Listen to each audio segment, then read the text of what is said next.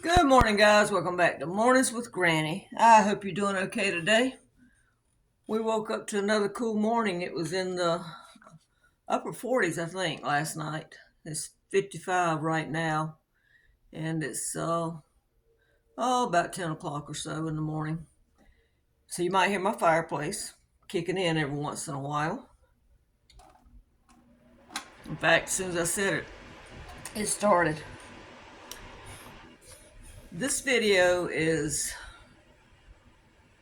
for people that have chronic diseases like lupus and fibromyalgia and stuff. And the reason I'm doing it is because I'm so tired of hearing, well, you look okay. Well, you just saying that because you don't want to spend time with me. I don't understand why you're tired. You sit home all day. Or I don't understand why you can't ride this far. Why do we have to spend the night if you ride this far? If I ride over 3 hours a day, it takes me about a week to get over it. So I found this list, and it's got the minimum recovery time when you have a chronic illness. Now, I've been living this way for 41 years, and I've held down jobs and pushed my way through. And that's another thing people say, well, just push through it, you get over it. Well, no, you don't. It's always there. You feel like you have the aches and pains from flu all the time, and that's the minimum feeling. You get a lot worse. You feel like you've been run over by a truck sometimes because you can't hardly move. It's all I can do sometimes to get off the couch. It zaps your energy. You don't sleep. A lot of mornings I don't go to sleep to 5 o'clock, and then Gizmo gets me up at like 6:30. You are in a brain fog. You are tired because your body is constantly, and I mean constantly, fighting with itself. Hold on just a minute. I got to check on something. I heard Gizmo moving around. I was checking on him. But anyway, and unless you have this disease or have someone close to you that has it, you don't understand it. I was disagreeing with a friend this morning because he said, you just don't want to spend time with me. And I said, it's not that. I said, you don't understand when these flare-ups kick in, it's all I can do just to get up and go to the bathroom.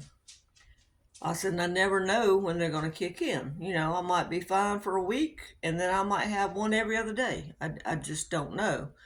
I notice when I try to push through, then I have more flare-ups. But like I said, if you don't understand this disease, it's like we were talking about what I call structured tours. That's where you pay for a tour package, like on a bus, for example. A lot of older people do. And they do your motel, your meals, and your activities, and you have to be at places certain times. I can't do that because I don't know whether I'm going to sleep the night before or if I can walk the next day. So I can't do that kind of thing. But anyway, back to the list. I found this list. It was on Facebook. I've been getting a lot of things about fibromyalgia. And this is the minimum recovery time. And before I start reading this, I remember one time when I first found out I had it, I remember somebody telling me, say, when you stub your toe, a normal person hurts. When a person with fibromyalgia stumps their toe, it hurts 10 times worse. So, all right, let's look at the recovery time for normal activities, okay?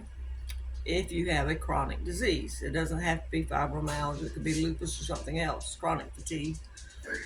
Going out for a walk, minimum recovery. All these are minimum recovery times. Takes you a day to get over. Cleaning your bedroom, it takes at least 6 hours to get over. Cooking a meal, 2 to 3 hours. Sometimes it takes me a whole day to get over it. Doing laundry, 4 hours minimum. Medical paperwork and insurance calls, 8 hours to get over. Having visitors, which I've had just about every day, and I'm not complaining. I'm glad they're coming. Having visitors, 1 to 2 days to get over. running errands, up to 2 days to get over, going out with friends, up to 4 days to get over, attending doctor's appointments, up to a day. Now, like I said, all these are minimum. It can take you longer. I'm saying up to, but this is what it's got listed as minimum. Taking public transport, 1 day. Showering or washing your hair, 1 to 2 hours. Attending social events, 2 to 5 hours.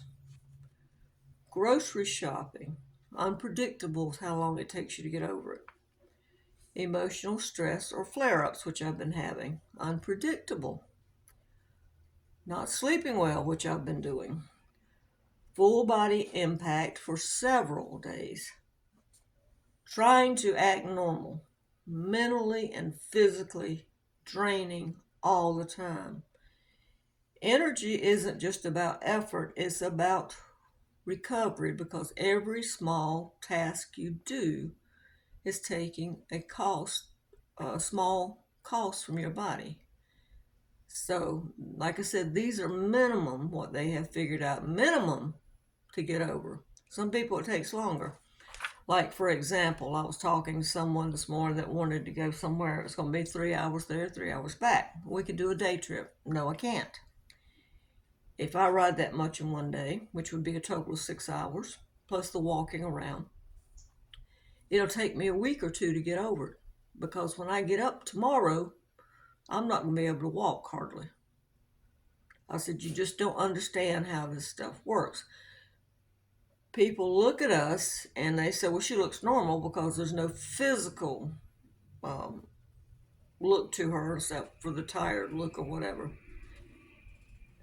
But you can't see what's going on inside. It's like my body parts have gloves and they're fighting each other all the time. They're fighting. And you that have it, you know what I'm talking about. And like I say, some days you get up, you feel like you have been run over. It causes different things, like it can cause us to have IBS, it can cause us to have constipation, cystitis, like I said, walking problems, mental fog, all those types of things come with fibromyalgia.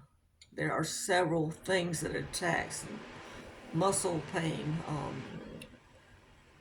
even tendon and ligaments hurt. So losing hair, your eyesight, dry mouth, all those things come with fibromyalgia and other chronic diseases.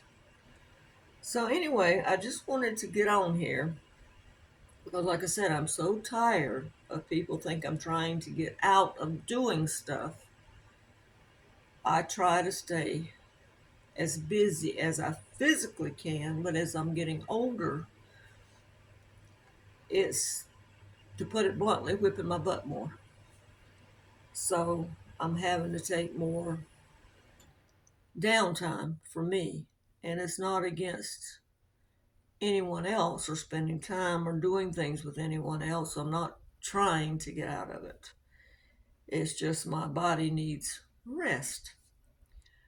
All right, guys. I hope that none of you have this. I know a few of you do because of the comments. But if you do, or you know someone close to you that has it, then you understand what I'm saying.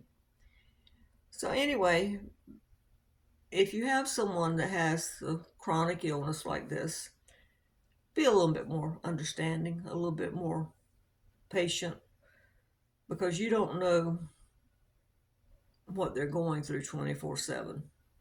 You don't know the battle that's going on. All right, guys, I hope you have a good day, and if you don't mind, please give this a thumbs up and subscribe. Bye-bye for now.